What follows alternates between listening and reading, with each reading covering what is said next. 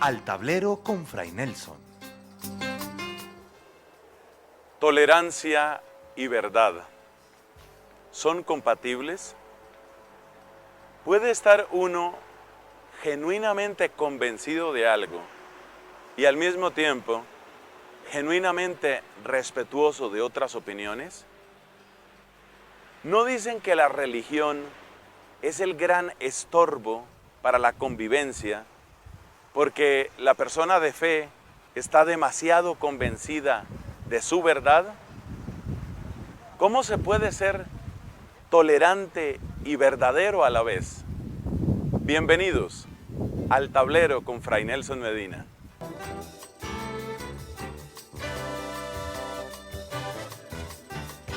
Tolerancia, verdad y misión. Bienvenidos, este es nuestro segundo programa en la quinta temporada de Al Tablero. Esta quinta temporada está dedicada a la apologética. ¿Qué es apologética? Podemos decir que es la defensa de la fe. ¿Y por qué a la fe toca defenderla? Porque resulta que el cristiano está en el mundo, pero no es del mundo. Un verdadero cristiano tiene que hacerse presente en muchos lugares de la sociedad, tiene que hacerse presente en todo tipo de países, lenguas y culturas, pero no va a compartir ni todas las creencias, ni todas las prácticas, ni todos los comportamientos de la gente que tiene alrededor. Por eso, el verdadero cristiano necesariamente va a ser cuestionado. Y ese cuestionamiento, que a veces reviste la forma de un ataque, es el que lleva a la apologética, es decir, aprender a presentar de un modo respetuoso, humilde y claro por qué creemos lo que creemos. El papel principal de la apologética, si vamos a ser sinceros, es deshacer prejuicios, deshacer mentiras. Hoy vamos a hablar de tres palabras que creo que pueden ayudarnos a comprender cuáles son los fundamentos internos de la apologética. Porque hay fundamentos externos y hay fundamentos internos. Cuando hablamos de fundamentos externos son, por ejemplo, los textos, los libros, los documentos, los hechos históricos. Todas esas realidades son externas, son objetivas. Por ejemplo, se puede analizar cuántas personas fueron torturadas por la Inquisición en la Iglesia Católica versus cuántas personas fueron torturadas por los protestantes en sus respectivos países. ¿Te llega ese dato como una sorpresa? La gente siempre piensa que el único que torturó y el único que castigó y el único que quemó herejes fue el pueblo católico. No. ¿No sería muy interesante mirar cifras, sobre todo en proporción a las poblaciones? ¿Has oído de la persecución y de la quema de herejes en países como Inglaterra y en razón del protestantismo? Entonces esa es la parte externa de la apologética, lo que tiene que ver con datos, lo que tiene que ver con cifras, estadísticas, lo que tiene que ver con documentos. Todo eso es externo y lo vamos a necesitar. Pero hay una parte interna en la apologética, y esa parte interna es la convicción. Esa parte interna es cómo te dispones tú, cómo te fortaleces y a la vez adquieres la mejor actitud para presentar y para defender tu fe en los distintos escenarios. Podemos decir que la apologética requiere de una preparación interior, y en esa preparación interior hay tres palabras que son las que nos van a interesar en este programa. Primera palabra, la palabra tolerancia. Son palabras que se suelen entender de distintas maneras y por eso precisamente hay que aclararlas. Tolerancia. Otra palabra, verdad. Y otra palabra, misión.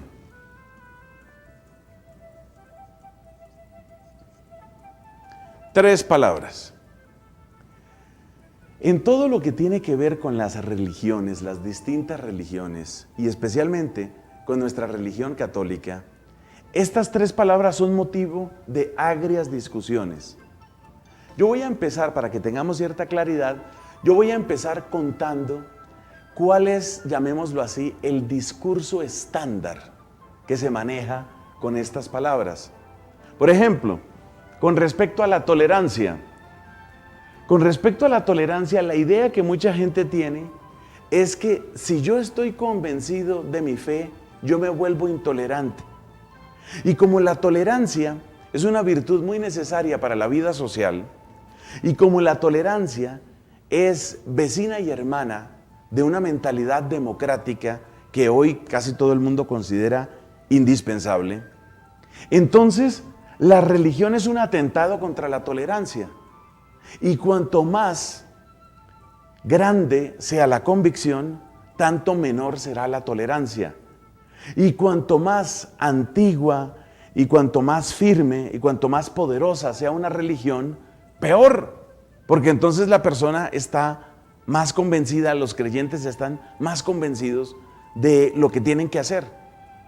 Y de lo que tienen que hacer es precisamente divulgar su verdad a todas partes, es decir, hacer misión llevando su verdad.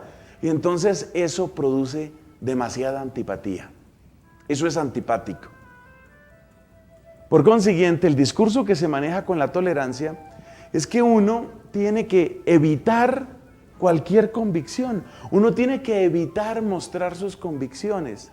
Es decir, todos tenemos que volvernos de cera caliente o de caucho o de barro, o yo no sé qué otro material utilizar. De manera que, si me encuentro en un auditorio donde todo el mundo parece que está a favor de lo gay, entonces, pues en ese momento yo tengo que aparecer supremamente respetuoso, supremamente simpatizante y supremamente agradable para ese auditorio. Pero si luego estoy en otro auditorio donde se defiende la familia tradicional, entonces tengo que alabar esa familia tradicional. Y así el modelo de la supuesta tolerancia es el modelo del político. El político que va cambiando su discurso, su cara, su tono, de acuerdo con los distintos sitios a los que va. Entrevistaban a un prestigioso periodista del New York Times sobre el presidente de los Estados Unidos de América. Y le decían, bueno, usted que ha estado cerca de él, que lo ha visto en muchísimos escenarios, ¿qué puede decirnos? Y decía este periodista, yo creo que todos tenemos múltiples personalidades porque tratamos de adaptarnos a los distintos sitios donde estamos. Pero yo diría que el presidente Obama tiene más múltiples personalidades de las que suele tener el ciudadano promedio. Es decir, que la tolerancia se convierte en una especie de juego de máscaras. Sé modular mis palabras, sé utilizar el lenguaje, sé maquillar mis ideas, sé contradecirme sin que parezca que me estoy contradiciendo, y eso es ser tolerante. Se parece a esas esferas que utilizaban o utilizan en algunos lugares de fiesta, esas esferas que tienen una cantidad de espejitos. Se supone que ese es un adorno y entonces eso da vueltas y refleja luces de colores, de todos los colores para todas partes. Y hay gente que yo creo que tiene la cabeza así. Es decir, según el momento, según la circunstancia y según la velocidad con que les pongan a dar vueltas, reflejan lo que sea. Por supuesto, un cristiano no puede jugar a eso. ¿Significa que entonces nosotros somos simplemente una banda peligrosa de intolerantes? Pues aquí es donde viene lo más interesante, y no soy el primero en destacar este argumento que voy a decir. Mira, se quiere presentar, escribamos aquí, la intolerancia. Se quiere presentar la intolerancia como la enfermedad de la gente que tiene demasiado firmes sus convicciones. La intolerancia se mira como una enfermedad que se supone que tenemos especialmente los creyentes, porque si yo soy creyente, entonces pues yo no voy a negociar cosas como que Dios existe, como que Cristo resucitó de entre los muertos, como que nació de una virgen. Yo no voy a negociar eso. Yo no voy a negociar que Cristo está verdadera y realmente presente en el Santísimo Sacramento del altar. Entonces, los que nos acusan de intolerantes razonan de esta manera: como tú no eres capaz de negociar esas afirmaciones, como tú te mantendrás firme en esas ideas, entonces tú eres un intolerante. Ok, tomemos esa acusación. Lo que se está diciendo ahí es que el que no cambia sus ideas es un intolerante. Muy bien. Ahora miremos si somos únicamente nosotros los intolerantes. Resulta que hay un psicólogo de apellido Cohen que escribió hace poco, o se tradujo al español hace poco, una obra en la que él habla de tratamientos y de testimonios de curación de la homosexualidad. Esa es la obra de este autor. Ustedes lo pueden buscar en internet. Resulta que cuando esa obra se tradujo al español y empezó a ser vendida en España, entonces se levantaron protestas. Hay una cadena de tiendas en España muy conocida que se llama El Corte Inglés. Y entonces las protestas de los grupos LGBT, las protestas de estos grupos llevaron a que las tiendas del Corte Inglés suspendieran la venta del libro de Cohen. Es que un ejemplo dice más que muchas teorías. Y yo hago esta pregunta: ¿eso no es censura? ¿Eso no es inquisición? ¿Eso no es prohibición? Es decir, tenemos que admitir, como se supone que somos súper tolerantes, tenemos que admitir todas las opiniones. Pero cuidado, que si llega una opinión como la de Cohen, que dice, por ejemplo, el caso de él, que dice: tengo testimonios a lo largo de un trabajo de muchos años donde he visto que la homosexualidad se puede curar. Si ese testimonio se va a decir, ese sí no se puede oír, con ese sí se puede ser intolerante. Entonces date cuenta que los que se muestran como paradigmas de la tolerancia y los que quieren acusar a los creyentes de intolerantes tienen sus propias intolerancias.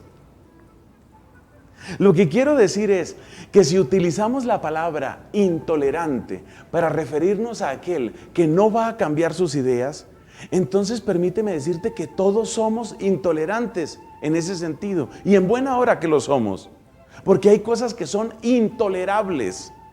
Si yo fuera perfectamente tolerante, entonces tendría que tolerar, por ejemplo, que se puede matar niños. Hace poco unos especialistas de la Universidad de Oxford publicaban en una revista especializada en ética médica que debería permitirse el asesinato de niños, de infantes ya nacidos. Debería permitirse, porque si el papá pues no está de acuerdo con eso, eso es lo mismo que un aborto. ¿Esa opinión qué? ¿Hay que tolerarla? ¿Esa es la tolerancia?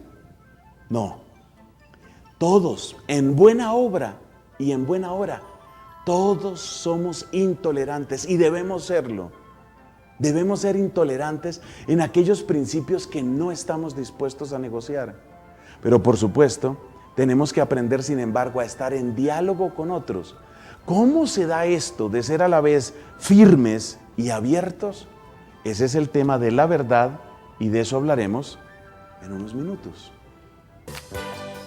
Ya regresamos con Al Tablero con Fray Nelson. Seguimos con Al Tablero con Fray Nelson.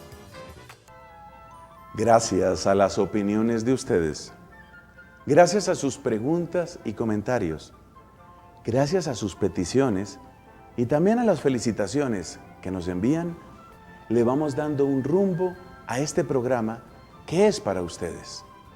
¿Cómo comunicarnos? La manera más sencilla es a través del correo electrónico. Envíanos, por favor, tus peticiones, tus preguntas, tus comentarios a esta dirección: altablero@cristovision.org. Ahí eres bienvenido y es de ahí de donde nosotros sacamos nuestras mejores ideas sobre cómo organizar los varios temas. altablero@cristovision.org. Hay formación católica que tú puedes recibir todos los días en tu buzón. Escribe a esta otra dirección, mira, amigos@fraynelson.com. Tú escribes aquí y sin costo alguno recibes instrucciones para suscribirte a un servicio de evangelización católica todos los santos días. Aquí tus preguntas, aquí tu formación, si así lo deseas.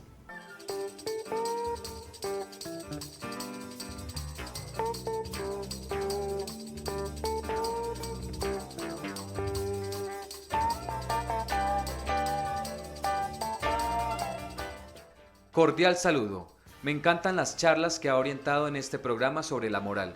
Muchas gracias porque sus instrucciones son muy prácticas para mejorar nuestro comportamiento humano. Que el Señor los siga iluminando para orientarnos hacia el camino de la santidad.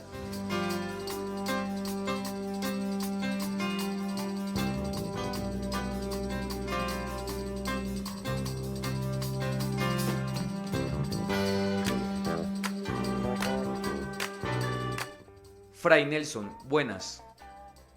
Lo felicito por su programa en Cristovisión. Lo vi y me gustó mucho. Felicitaciones. Bendiciones.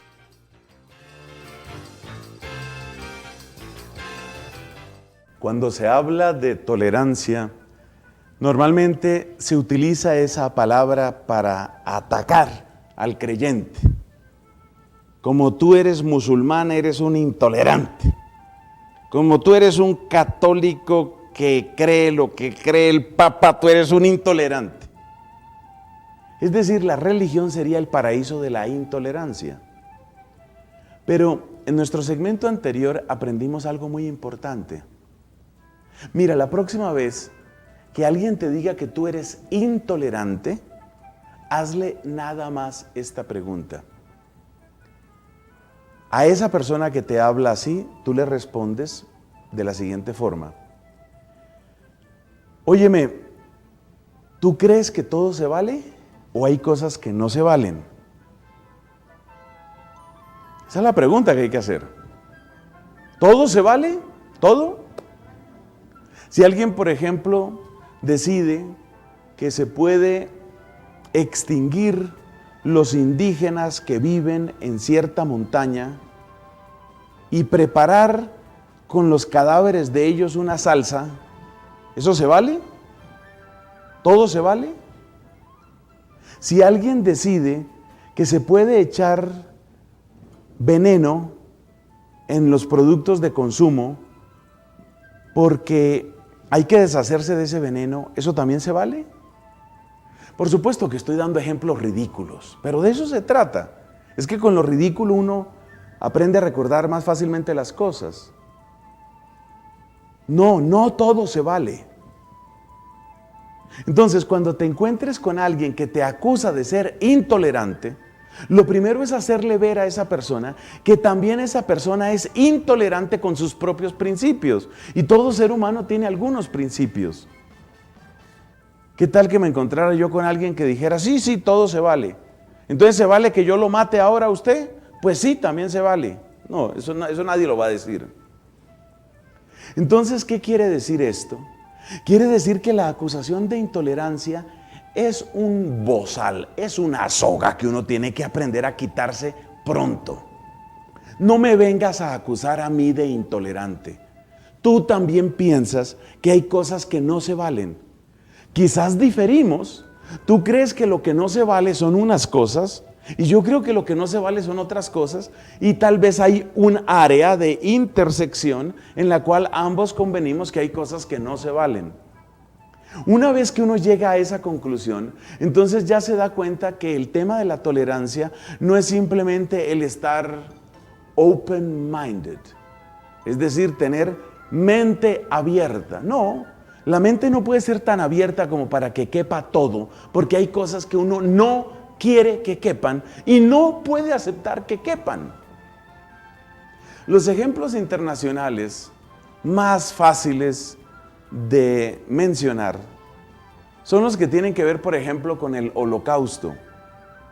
A la persona que dice que es muy tolerante, se le puede preguntar, ¿tú crees que el Holocausto debía tolerarse?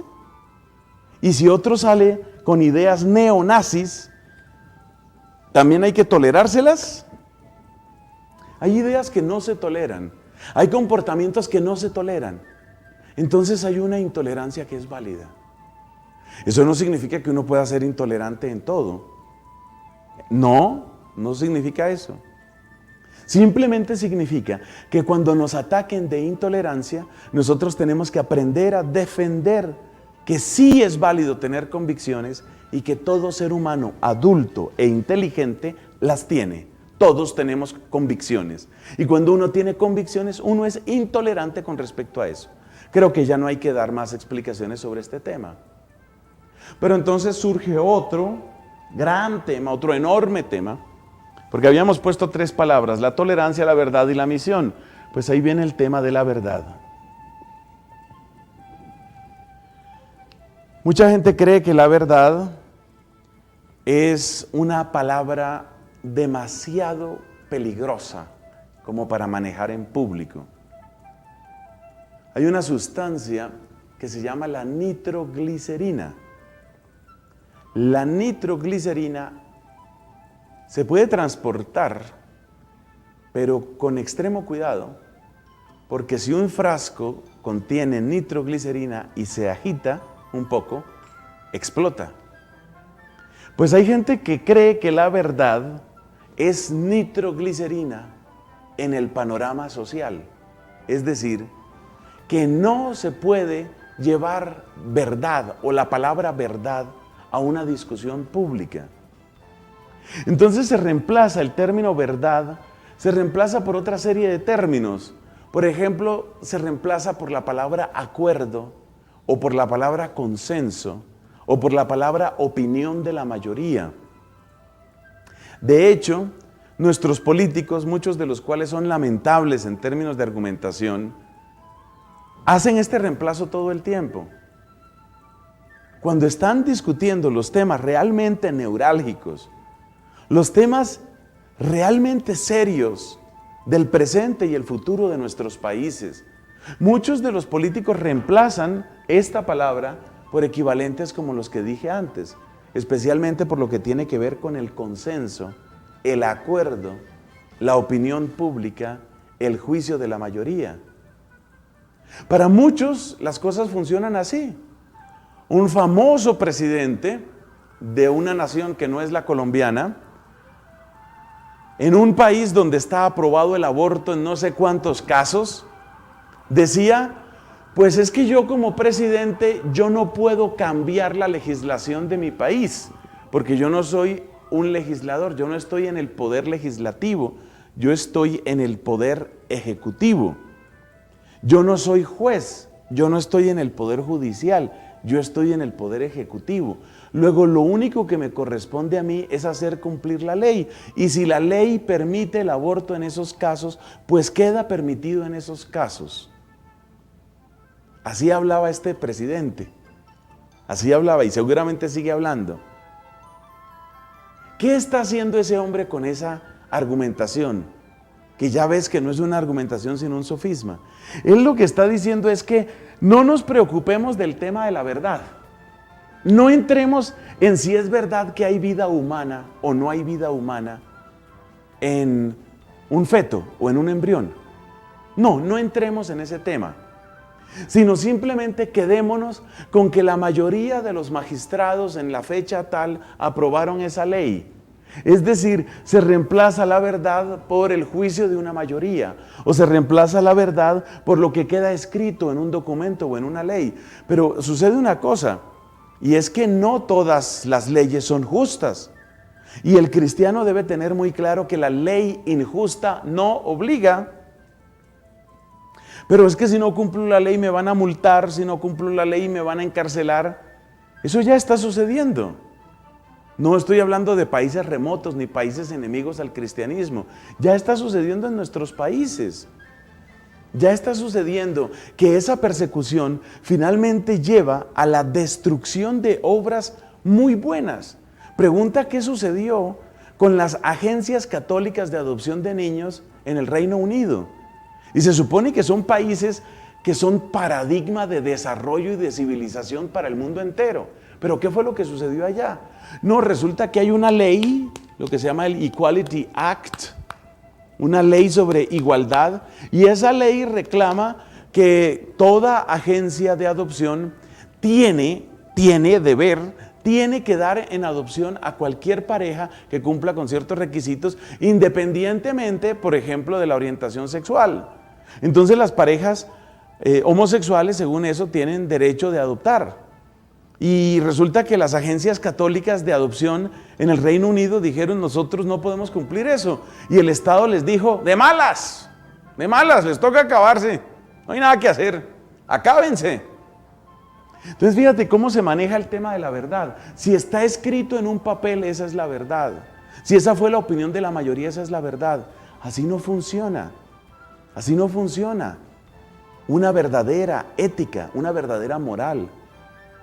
Y por eso es tan importante esta formación en apologética, para que ese tipo de sofismas que en realidad están destruyendo la verdad a nombre del consenso, el acuerdo, la ley escrita, lo que dijo el Senado, lo que dijo la Cámara. Mira, los congresos, los parlamentos dicen cantidad de mentiras y eso no obliga, pero puede llegar persecución. Cuando uno se vuelve consciente de esto, uno se da cuenta entonces que tiene un deber. Como ser humano uno tiene un deber, y ese deber es buscar no únicamente lo conveniente, lo práctico, lo acordado, lo que dice la mayoría. Uno tiene el deber de buscar la verdad y tiene el deber de compartirla, y esa es la otra palabra tan importante que nos va a acompañar muchas veces. Tengo el deber de compartir la verdad, tengo el deber de ofrecerla, no de imponerla, pero tengo el deber de ofrecerla. ¿No te parece fascinante el mundo de la apologética católica? Ahí donde vamos aprendiendo qué significa creer y qué significa compartir la fe. Con la bondad de Dios seguiremos en nuestros próximos programas.